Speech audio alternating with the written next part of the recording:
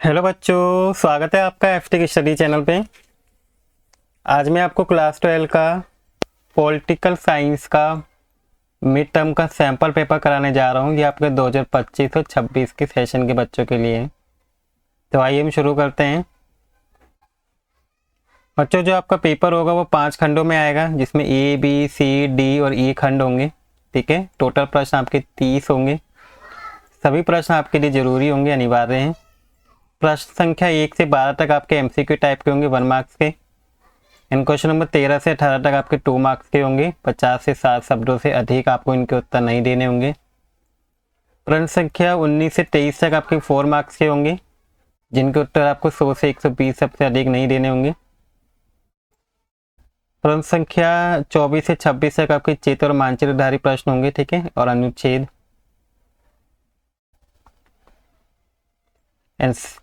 प्रश्न संख्या 27 से 30 तक आपके 6 मार्क्स के क्वेश्चन होंगे। ठीक है, जिनके आंसर आपको 170 से लेके 180 शब्द से अधिक नहीं देना होगा। तो आइए देखते हैं खंड का के क्वेश्चन ए के। तो देखिए, फर्स्ट क्वेश्चन आपसे पूछा है कि निम्न में से किस देश ने 1989 में बर्लिन की दीवार को तोड़ा था। बच्चों, कौन से देश थे वो? पश्चिमी जर्मनी। नेक्स्ट है बच्चों, निम्नलिखित प्रश्न में अभिकथन और कारण दिया हुआ है, आपको बताना है कि ये दोनों सही हैं गलत हैं। तो देखिए, अभिकथन में लिखा है कि दूसरा विश्व युद्ध के बाद पूर्वीय यूरोपीय देश सोवियत संघ के साथ नियंत्रण में आ गए थे। बिल्कुल सही है। और इसका रीजन बताया कि सोवियत संघ ने उन्हें फ्रांसीवादी शक्तियों के नियंत्रण से मुक्त कर दिए थे, इसी वजह से वो इसमें चले गए थे। ठीक है, तो रीजन भी क्या है बच्चों, इसका सही है। यानी कि आपका कारण और रीजन दोनों ही सही है। ठीक है, मतलब अभिकथन और कारण, और इसकी सही व्याख्या भी कर रहा है। नेक्स्ट है बच्चों थर्ड, आपको क्या करना है, इसमें मैचिंग दे रखी है, इसे सही मैचिंग करनी है। जैसे भारतीय शांति सेना किस देश से संबंधित? बच्चों, श्रीलंका से। राजा ज्ञानेन नेपाल से। परवेज मुशर्रफ पाकिस्तान से। एंड शेख मुजीबुर रहमान बांग्लादेश से। ठीक है, अब इसकी मैचिंग बच्चों इसमें से किससे होगी? देखिए, आपका फर्स्ट का हो रहा है थर्ड, तो आपका ऑप्शन नंबर बच्चों कौन सा सही होगा? डी सही आंसर होगा। नेक्स्ट है, समकालीन दक्षिण एशिया का निम्नलिखित में से कौन सा देश क्षेत्रफल में सबसे छोटा है? तो बच्चों कौन सा है वो? आपका मालदीव है। इसके बच्चों क्वेश्चन नंबर 5 है, आपके 2 कथन दे रखे हैं, आपको बताना है क्या ये सही है ये गलत है। पहले कथन में लिखा हुआ है कि भारत संयुक्त राष्ट्र संघ का सदस्य है।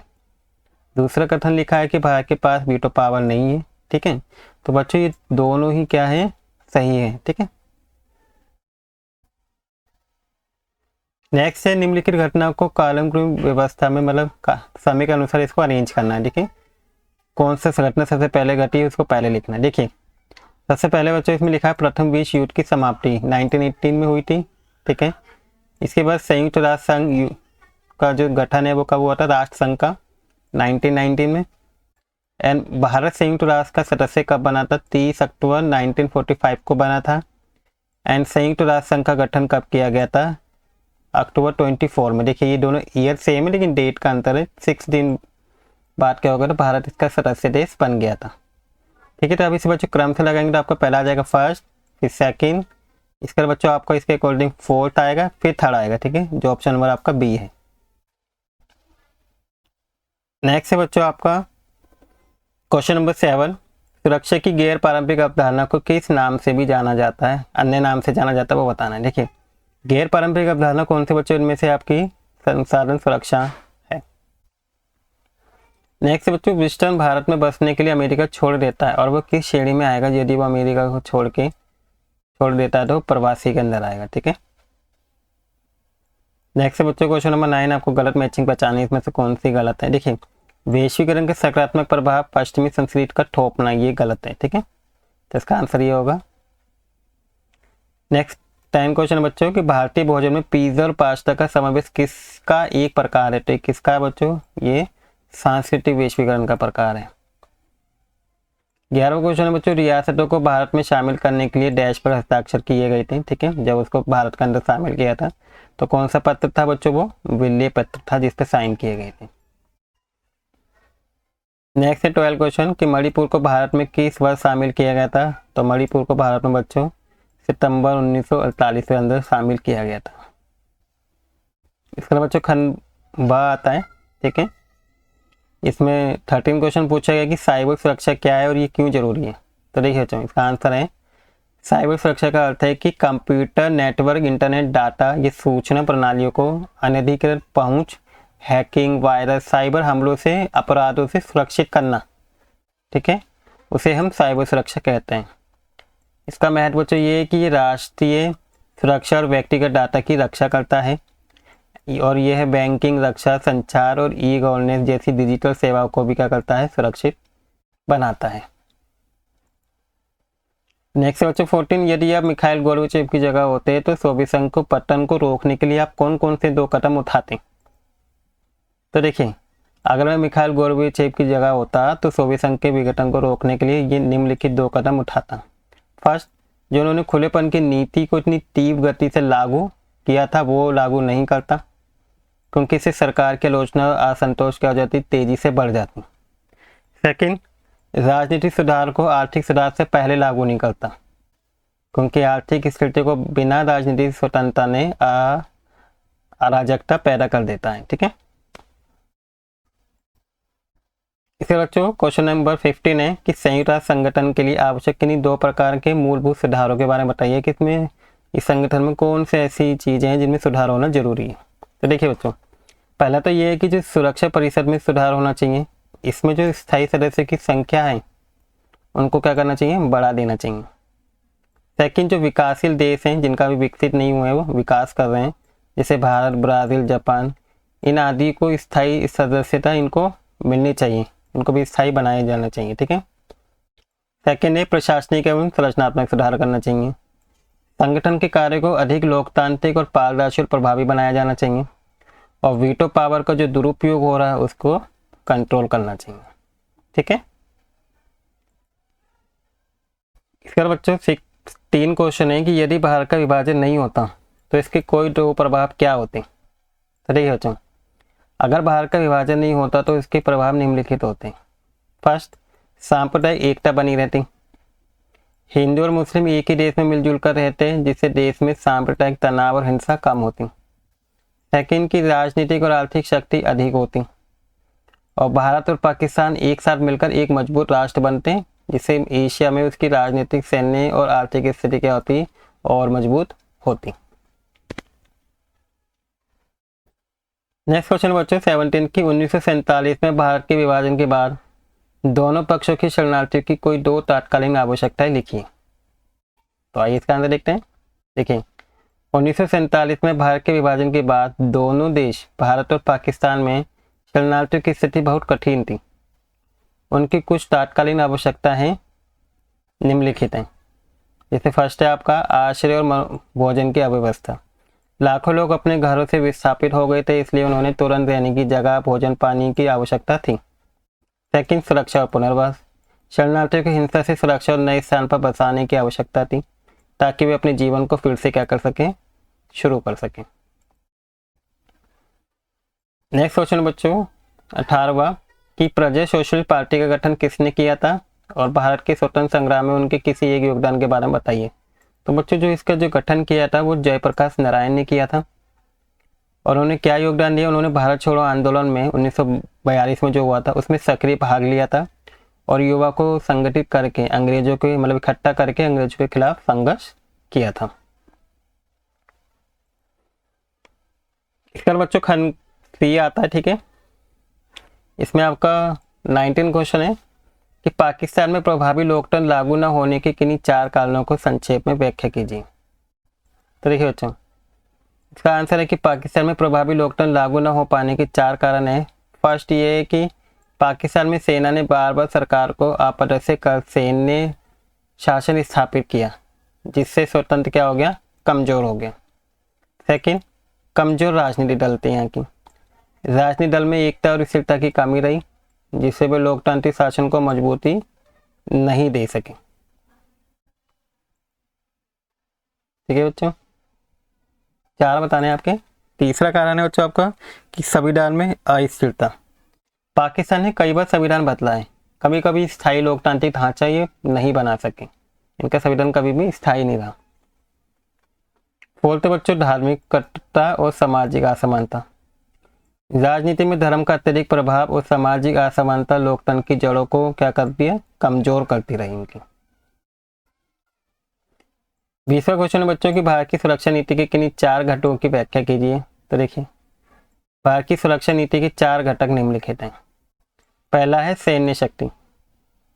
भारत की रक्षा नीति का मुख्य आधार उसकी मजबूत सेना, नौसेना और वायुसेना है, जो देश की सीमाओं को क्या करती है, उसकी सुरक्षा को सुनिश्चित करती है। सेकेंड है परमाणु नीति।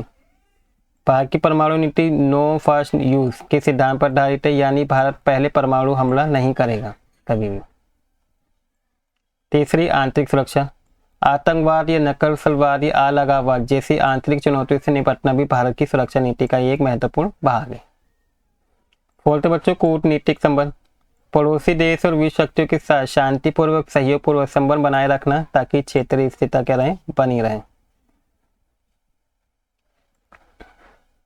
इसके बच्चों 21वां क्वेश्चन है कि पर्यावरण संरक्षण के किन्हीं 2 बड़े आंदोलन का वर्णन कीजिए। तो देखिए 2 आंदोलन बताने। पहला आंदोलन बच्चों था कि चिपको आंदोलन। यह आंदोलन उत्तराखंड यानी कि उत्तर प्रदेश के गढ़वाल क्षेत्र में शुरू हुआ था। ग्रामीण महिला जो थी इसमें पेड़ से चिपककर उनकी कटाई का विरोध किया उन्होंने, और इसका उद्देश्य वनों को, पेड़ पौधों को बचाना था और पर्यावरण को संतुलन बनाए रखना था। सेकेंड हुआ था बच्चों नर्मदा बचाओ आंदोलन। यह आंदोलन नर्मदा नदी पर बने बांधों के कारण होने वाली विस्थापन और पर्यावरणीय नुकसान के विरोध में शुरू हुआ। इसमें मेघा पाटकर और बाबा आमटे जैसे नेता प्रमुख थे, और इसका उद्देश्य था कि पर्यावरण की रक्षा और विस्थापित लोगों के अधिकारों की रक्षा। इसके बाद बच्चों इसके 24 में दूसरा क्वेश्चन दिया हुआ है आपके कि संसाधनों की भू राजनीति से कौन से देश अधिक लाभान्वित हुए हैं और कैसे। किन्हीं 2 बिंदुओं की हेल्प से इसे व्याख्या करनी है आपको। तो देखिए इसका आंसर, वे देश जो संसाधनों की भू राजनीति से अधिक लाभ प्राप्त हुए हैं वे देश बच्चों कौन कौन से हैं, ठीक है, और उनके पास प्राकृतिक संसाधन है कौन कौन से, तेल, गैस, खनिज, कोयला और जल स्रोत। तो ऐसे देश कौन से बच्चों, सऊदी अरब, रूस, अमेरिका, कुवैत, ठीक है, ईरान। अब इनके 2 बिंदु बच्चों क्या लिख सकते हैं। फर्स्ट है आर्थिक लाभ। इन देशों के पास ऊर्जा संसाधन की भरपूर मात्रा होने के कारण उन्हें निर्यात करके अधिक स्वदेशी मुद्रा प्राप्त करते हैं। जैसे उदाहरण के लिए सऊदी अरब और कतर तेल एवं गैस निर्यात से अपनी अर्थव्यवस्था को बहुत मजबूत बनाया हुआ है सऊदी अरब ने। सेकंड बच्चों राजनीति प्रभाव। ऊर्जा संसाधन पर नियंत्रण रखने वाले देश अंतर्राष्ट्रीय स्तर पर राजनीतिक दबाव बना सकते हैं। उदाहरण जैसे रूस यूरोप को गैस आपूर्ति करके क्षेत्रीय राजनीति में अपना प्रभाव बनाए रखता है। फिर बच्चों नेक्स्ट क्वेश्चन है 22वां कि विश्व के वर्तमान संदर्भ में वैश्वीकरण के किन्हीं 2 राजनीतिक प्रभावों की व्याख्या कीजिए। ठीक है, 2 राजनीतिक प्रभाव बताने हैं। पहला बात तो राष्ट्रीय संप्रभुता में कमी आई है। वैश्वीकरण के कारण देश को अपनी राष्ट्रीय निर्णय और नीतियों में अंतर्राष्ट्रीय संस्था जैसे IMF, वर्ल्ड बैंक, WTO आदि के प्रभाव को स्वीकार करना पड़ता है। लेकिन इससे राष्ट्रों की स्वतंत्र नीति निर्माण की शक्ति कुछ हद तक क्या हो जाती है बच्चों, सीमित हो जाती है। जैसे उदाहरण के लिए विकासशील देशों को अंतर्राष्ट्रीय ऋण संस्थाओं की शर्तों के अनुसार आर्थिक सुधार लागू करने पड़ते हैं। सेकंड है आपका कि अंतर्राष्ट्रीय सहयोग और संगठन की भूमिका में वृद्धि। वैश्वीकरण ने देश के एक दूसरे पर निर्भर बना दिया है, जिससे संयुक्त राष्ट्र, UNO, यूरोपीय संघ, जैसे EU, एशियान, G20 जैसे संगठन की भूमिका क्या हो गई बच्चों, बड़ी है। अब कई राजनीतिक मुद्दे जैसे पर्यावरण, आतंकवाद, मानवाधिकार, व्यापार नीति वैश्विक स्तर पर मिलकर तय किए जाते हैं। अब इसके बाद बच्चों इसके 24 में दूसरा क्वेश्चन है 22वां कि वैश्वीकरण विरोधी आंदोलन के द्वारा उठाए गए किन्हीं 4 बिंदुओं को बताइए कि कौन कौन से उन्होंने कदम उठाए थे। देखिए वैश्वीकरण विरोधी आंदोलन है निम्नलिखित 4 बिंदु ये हैं कदम उठाए थे जो। फर्स्ट है कि आर्थिक असमानता। वैश्वीकरण से अमीर देश और बहुराष्ट्रीय कंपनी जो MNC कंपनी है वो और ज़्यादा समृद्ध हो गई, और ज़्यादा विकसित हो गई हैं, जबकि गरीब देश और छोटे उत्पादक और ज़्यादा पीछे होते जा रहे हैं। इससे धन और संसाधन में भारी असमानता बढ़ती जा रही है। सेकेंड है बच्चों स्थानीय उद्योगों का नुकसान।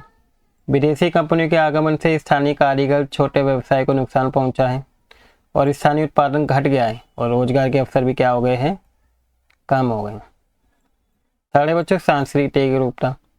वैश्वीकरण के कारण पश्चिमी संस्कृति को प्रभाव बढ़ गया है जिससे स्थानीय भाषा, परंपराएं और जीवन शैली प्रभावित हो रही हैं। और ये संस्कृति विविधता के लिए भी क्या बन गया है बच्चों, खतरा बन गया है, जिसमें इसमें भी डिफरेंसेस देखने को मिलते हैं। नेक्स्ट है 4, पर्यावरणीय क्षति। पर्यावरण को नुकसान हो रहा है। वैश्वीकरण ने औद्योगिकरण उपभोग को बढ़ाया है, जिससे प्रदूषण, वनों की कटाई, जलवायु परिवर्तन जैसी समस्याएं तेजी से बढ़ गई हुई है। और वैश्वीकरण विरोधी आंदोलन पर्यावरण की सुरक्षा और सतत विकास की क्या करते हैं, मांग करते हैं। नेक्स्ट है बच्चों 23वां क्वेश्चन कि पहले 3 आम चुनावों में कांग्रेस का दबदबा रहा। ठीक है, शुरुआत के 3 जब चुनाव हुए थे, इसलिए इस दौर को एक दलीय प्रभुत्व भी कहा जाता है। किन्हीं 4 बिंदु से आपको इस कारण की व्याख्या करनी है कि जो ये 4 जो शुरू के 3 थे, इसमें इन्हीं का दबदबा क्यों रहा। देखो बच्चों, उसका पहला कारण ये है कि स्वतंत्रता संग्राम में कांग्रेस की ही ज़्यादा भूमिका थी। जब देश आज़ाद हुआ तो उसमें ज़्यादातर नेता बच्चों कौन सी पार्टी के थे, कांग्रेस पार्टी के थे, जिसकी वजह से इनका प्रभुत्व था। शुरू में कांग्रेस ने भारत के स्वतंत्र आंदोलन का नेतृत्व किया था, जिससे जनता के मन में कांग्रेस के प्रति क्या हुआ, विश्वास और सम्मान पैदा हो गया था। और लोग मानते थे कि कांग्रेस ही देश की सही दिशा चला सकते थे। इसमें कुछ करिश्माई नेता भी थे, नेतृत्व। ठीक है, सेकंड जैसे पंडित जवाहरलाल नेहरू का व्यक्तिगत विचारधारा और लोकप्रिय कांग्रेस की सबसे बड़ी शक्ति थी। और उनकी लोकतांत्रिक सोच और विकासवादी नीतियों ने जनता को समर्थन भी आकर्षित किया था, लोगों ने उसको सपोर्ट भी किया था। थर्ड बच्चों, संगठनात्मक मजबूती। कांग्रेस एक संगठित, सर्वव्यापी और राष्ट्रीय स्तर की पार्टी थी। इसका जाल गांव-गांव तक फैला हुआ था, जिससे पार्टी को जनता के साथ सीधा जुड़ाव था। फोर्थ बच्चों, विपक्ष की कमजोरी। उस समय अन्य राजनीतिक दल या तो नए बने थे या क्षेत्रीय स्तर तक सीमित थे। उनमें ना तो पर्याप्त संगठन था और ना ही जनता का कोई व्यापक समर्थन, इसलिए कांग्रेस के सामने कोई मजबूत विकल्प भी नहीं था। ठीक है, इसके बाद बच्चों खंड आता है आपका। इसमें आपके ये अनुच्छेद दिया हुआ है, इसको पढ़ के आपको करना है, आंसर देना है। देखिए प्रश्न नंबर 24 आइए, इसको पढ़ के आपको आंसर देना है, तो इसे हम पढ़ लेते हैं पहले। आइए एक सरल प्रश्न पूछकर शुरुआत करें कि दक्षिण एशिया क्या है। दक्षिण एशिया शब्द में आमतौर पर निम्नलिखित देश शामिल हैं। दक्षिण एशिया के अंदर बांग्लादेश, भूटान, भारत, मालदीव, नेपाल, पाकिस्तान और श्रीलंका। देखिए टोटल कितने आपके ये 7 हैं। ठीक है, 1 2 3 4 5 6 7 ये 7 देश शामिल है इसके अंदर।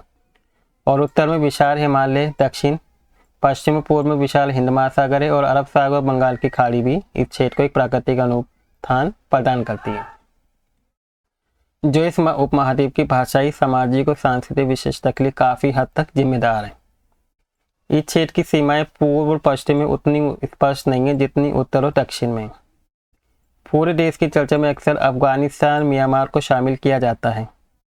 चीन एक महत्वपूर्ण देश है, लेकिन इस देश का हिस्सा चीन नहीं है। माना जाता है इस प्रकार अपरिभाषित दक्षिण एशिया हर दृष्टि से विविधता का प्रतीक है और फिर भी एक भू राजनीतिक स्थान का गठन करता है। तो बच्चों इससे पहला क्वेश्चन पूछा कि निम्न में से कौन सा इसका सदस्य नहीं है दक्षिण एशिया देश का। देखिए अभी हमने पढ़ा ऊपर, देखिए ना, चीन है जो इसका सदस्य नहीं है, तो इसका ऑप्शन ए हो जाएगा सही। सेकंड क्वेश्चन बच्चों कि दक्षिण एशिया में कितने देश शामिल है। देखिए अभी मैंने ऊपर काउंट किए थे आपके, अगर आप देखें, देखिए 1 2 3 4 5 6 7, तो इसका आंसर बच्चों क्या हो जाएगा, 7 हो जाएगा। थर्ड बच्चों निम्नलिखित में से कौन सा दक्षिण एशियाई 1948 से एक सल्तनत हुआ करता था, तो वो कौन सा देश था बच्चों, मालदीव था। फोर्थ क्वेश्चन है कि निम्नलिखित में से एक दक्षिण एशियाई देश में एक समान सा नहीं है, तो कौन सा बच्चों, राजनीतिक व्यवस्था है जो एक समान नहीं है। इसके बाद बच्चों 25वां क्वेश्चन है आपका कि भारत में दिए गए राजनीतिक मानचित्र दिया हुआ है आपका, ठीक है, जिसमें 4 राज्यों को ABC से दिखाया गया। देखिए मैप है, मैप में आपको ये अंकित कर रखा है, ठीक है, ABC को चिन्हित करके दिखाया हुआ है। तो नीचे दी गई जानकारी के आधार पर हमें करनी उन राज्यों की पहचान करनी कि वो कौन से राज्य हैं और उनके सही नाम अपनी उत्तर पुस्तिका में समवर्ती क्रम में नीचे दिए गए प्रारूप के अनुसार लिखना है। देखिए जैसे फर्स्ट में आपसे पूछा है कि वे राज्य जहाँ से जवाहरलाल नेहरू चुनाव लड़ते थे, तो बच्चों वो कौन सा राज्य था, उत्तर प्रदेश है। तो आप यहाँ क्या करेंगे, उत्तर प्रदेश लिखेंगे।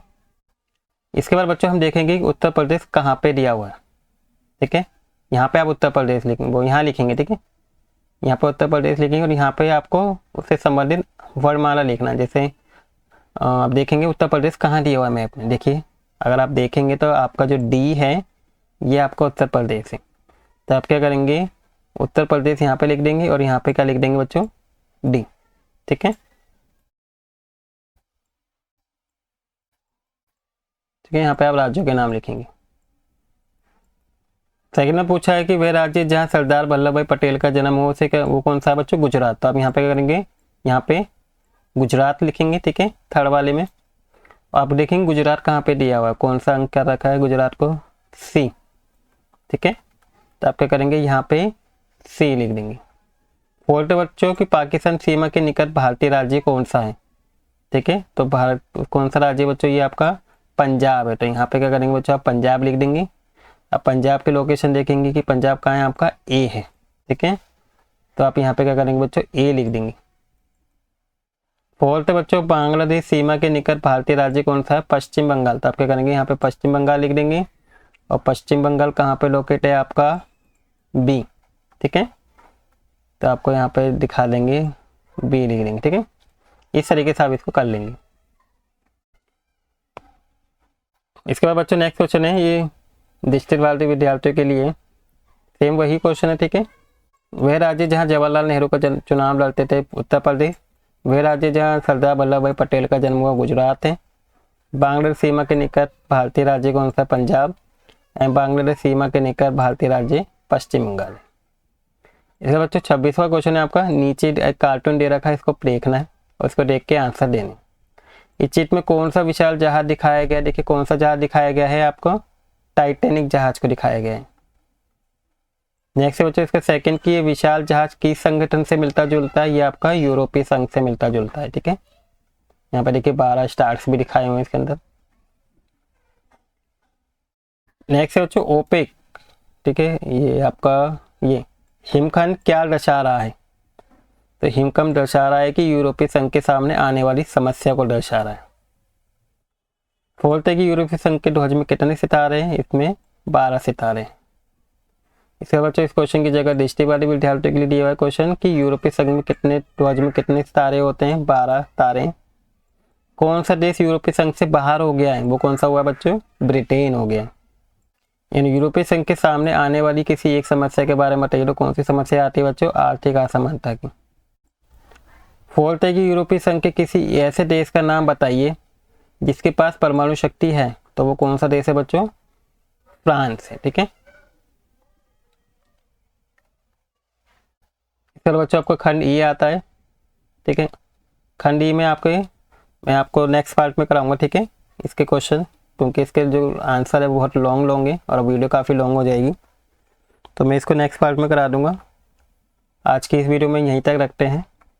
आई होप आपको सभी क्वेश्चन समझ में आ गए होंगे अच्छे से और आपको वीडियो भी अच्छी लगी होगी। अगर आपको वीडियो अच्छी लगी तो बच्चों प्लीज़ वीडियो को लाइक कर दीजिएगा।